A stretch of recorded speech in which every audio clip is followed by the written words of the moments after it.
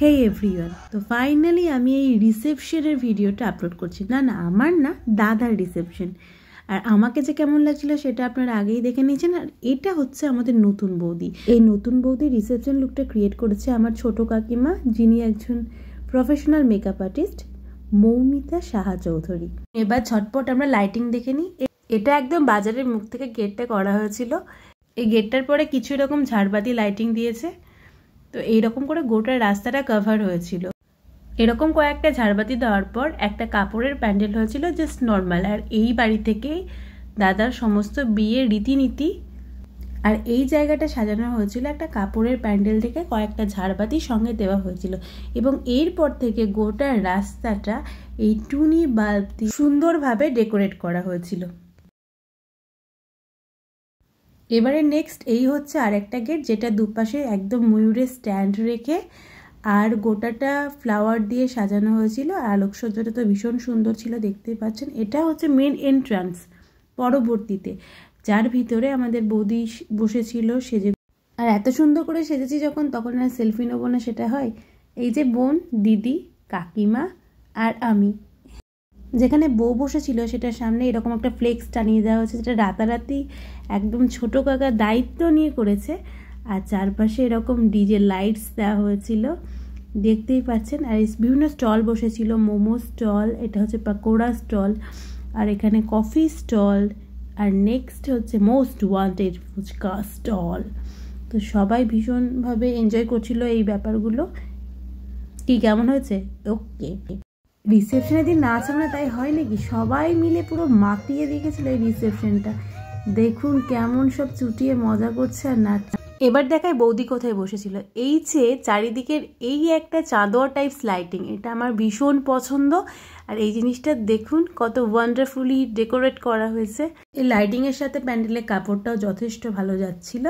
আর এই যে তোমাদেরই তো এখন দিন, ছবি তোলো তোলো তোলো।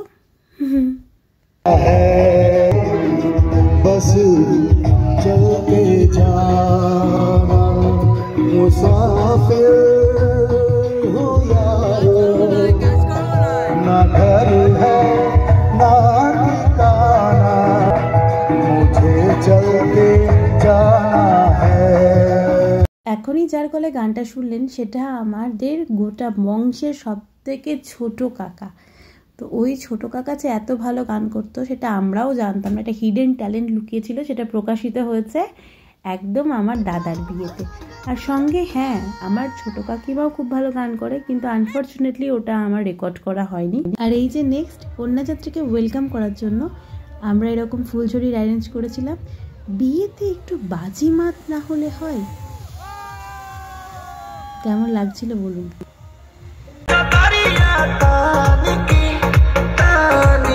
সেই গায়ে হলুদ থেকে নাচতে শুরু করেছি, সেই নাচ এখনো থামেনি। পেটের খিদে, পায়ের ব্যথা সব একদম চুলোই যাক। আপাতত বক্স যতক্ষণ বাজছে ততক্ষণ থামবে না হাত পা দুটো, তাই না? সবাই মিলে এত আনন্দ করেছি। আমাদের বংশের যতগুলো বিয়ে হয়েছে এত মজা মনে হয় কোনো বিয়েতে আমরা করিনি। সিরিয়াসলি এটা খুব মেমোরেবল হয়ে থাকবে। আর প্রত্যেকে খুব এনজয় করেছে, খুব নাচ গান হয়েছে, খুব মজা করেছে।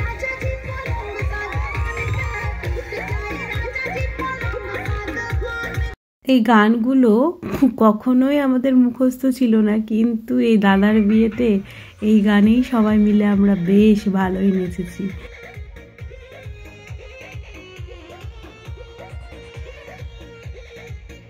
এত গানে নাচবো আর লুঙ্গি ড্যান্স চলবে না তাই হয় নাকি? লুঙ্গি ড্যান্সও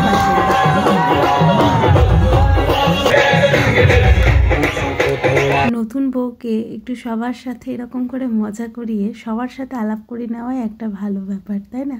আর এইটা হচ্ছে গোটা খাবার জায়গাটা সাজিয়েছিল, সেটাও খুব ভালো। 150 সিটের অ্যারেঞ্জমেন্ট হয়েছিল একটা বড় জায়গাতে।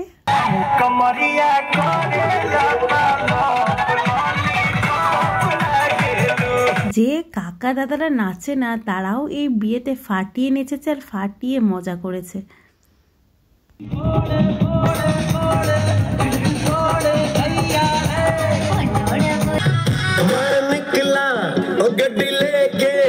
ইন্ট্রোডিউসিং আওয়ার গনসা। তো এই হচ্ছে সেই কাকাটা যে আর গান একটু আগে আপনারা শুনেছেন, সেই কাকাটারই ছেলে। ও কিন্তু অসাধারণ নাচ করে, শুধু তাই না, ও সিরিয়ালও করে দুর্দান্ত।